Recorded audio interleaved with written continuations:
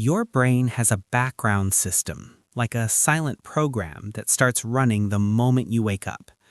Neuroscientists often describe a default mode network, the part of your mind that activates when you're not focused on a task, when thoughts drift and your inner narrator takes over. And here's what most people miss. Your first morning thoughts can set your brain's emotional starting point. If you wake up and immediately scroll, worry, or rehearse problems, you're telling your nervous system today begins in stress mode. But if you intentionally choose your first inputs, calm, focus, gratitude, your brain begins the day with what researchers call mental priming, a subtle setup that makes certain emotions easier to return to. That's what the next 5 minutes are for.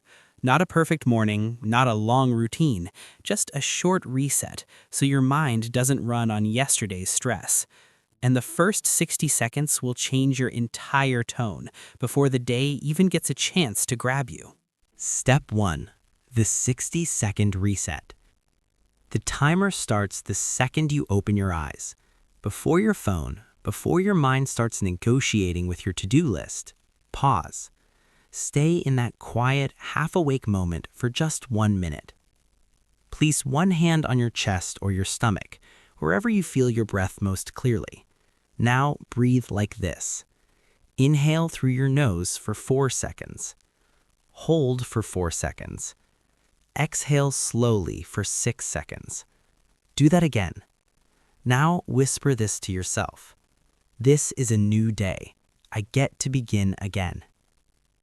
That phrase is powerful because it interrupts the automatic loop. The mind loves replaying last night's tension, yesterday's problems, and tomorrow's fears. One sentence breaks the pattern and tells your body, we're not behind, we're starting. Slow breathing also flips on your calming system, the parasympathetic nervous system, sending a message through your body. Heart rate down, tension down, threat response down. Most people rush past this moment, but this 1 minute can shape the mental atmosphere of everything that follows. Now that your body has received the safe to start signal, the next step will aim your attention, because what you focus on next becomes what you feel most strongly. Step 2. The gratitude flash. With your mind steadier, shift your focus, quickly, simply, and realistically. Think of 3 specific things you're grateful for right now. Not the huge, obvious things. Those are easy to say, but hard for the brain to feel. Choose details your senses can touch. The warmth of your blanket, the light hitting the wall, the sound of water running, the quiet of the room, the comfort of having another day. Why details? Because your brain doesn't fully respond to vague gratitude. It responds to what feels concrete. Specific gratitude becomes believable gratitude. And here's the psychology. When you repeatedly practice noticing small good things, your brain begins scanning for them automatically. It's like training your internal camera to find clarity instead of chaos. This doesn't erase hard days. It expands your perception, so stress isn't the only thing your mind can see. And once your attention is tuned, we're going to wake up your energy, because emotions don't only live in thoughts, they live in your body. Step 3. The micro movement. Stand up. Yes, right now. Your mood has a physical address, and movement is one of the fastest ways to change what you feel. Do something small but active. Roll your shoulders back 10 times. Stretch your arms up and open your chest. Do 10 jumping jacks or 10 squats. Or put on a beat and move for 20 to 30 seconds. Keep it short, enough to wake up your blood flow, not enough to exhaust you. Here's why it works. Movement boosts the brain chemicals linked to drive and mood. Dopamine for motivation, endorphins for relief, and norepinephrine for alertness. Even a tiny increase in heart rate delivers more oxygen to your brain, improving clarity and concentration. It's hard to stay emotionally flat while your body is practicing energy. Your physiology often shifts before your mindset does. So next time you feel mentally heavy, don't argue with your thoughts. Move first. Let your body lead your mind back to balance. Now that your system is awake, the next step gives it direction, because energy without direction can quickly turn into anxiety. Step 4. The mental mirror. Ask yourself one clean question, simple and powerful. What is one thing I can do today to make life 1% better? Not 10 goals, not your 5-year plan, just one small, measurable step you can actually complete. Examples: I'll drink a full glass of water before coffee.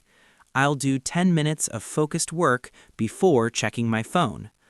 I'll send the message I've been avoiding. I'll take a 5-minute walk after lunch.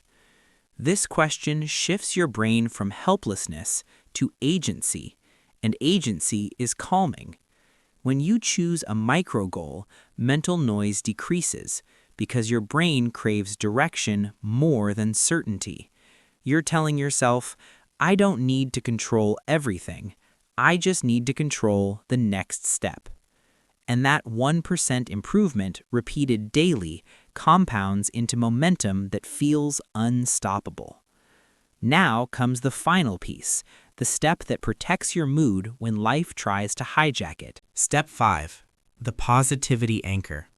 This is the identity step, the stabilizer, the glue. Say this out loud. Softly is fine. No matter what happens today, I choose to return to calm. Or use this version. No matter what happens today, I choose positivity. This isn't fake happiness. This is emotional discipline. Positivity doesn't mean you won't face stress. It means you decide where your attention goes when stress appears. When you repeat an anchor, you strengthen the brain circuits linked to self-regulation, the part of you that pauses, reframes, and responds instead of reacting. Over time, your ability to return to calm becomes faster. Your baseline becomes steadier. You're not avoiding chaos, you're building stability inside it. And that kind of positivity lasts longer than motivation. It becomes your default. Now let's zoom out, because when you see how these 5 steps connect, you'll realize you've been training your brain the whole time. How the 5-minute routine works.